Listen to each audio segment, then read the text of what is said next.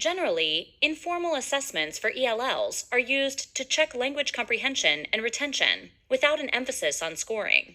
This type of assessment is an ideal way to see what students really know without placing them under the pressure of a formal examination. Before using any of these assessments, it's important that students are aware their ideas and responses are not being graded. When the pressure of getting a good score is removed, many students may relax and use English more naturally, which will give you a clearer picture of their true language ability. This lesson will go over a few informal assessment techniques. This assessment will help you determine the conversational English ability of each student. You can conduct this assessment face-to-face with either one or two students at a time. The main idea is to give your ELLs an opportunity to speak naturally about everyday topics. Possible topics include hobbies, entertainment, sports, goals and dreams, school. If possible, conduct this assessment in a relaxed, private environment, such as your office or an empty classroom.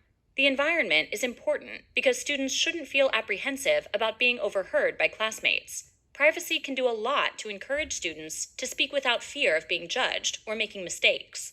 For beginner students, limit the chat to a couple of minutes and try to ask open-ended questions to elicit longer responses. Remember that open-ended questions can't be answered with a yes or no response. For example, "Do you like school?" is an example of a closed question, while "What is your favorite part of school?" is an open question.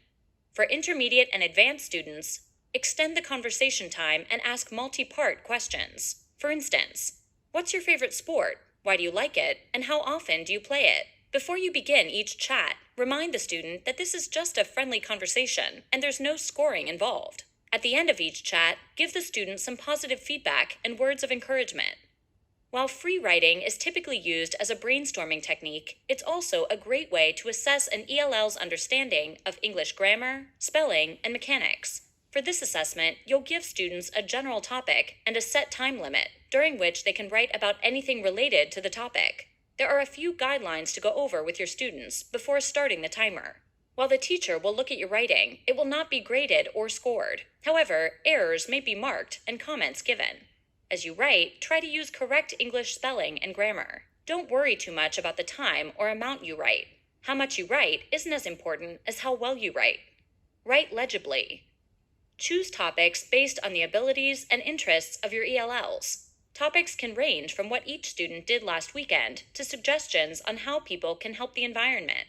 You can also require students to write all of their passages in a single notebook, and then review the notebooks at the end of the term to determine what progress has been made. There's nothing more informal than a student assessing another student.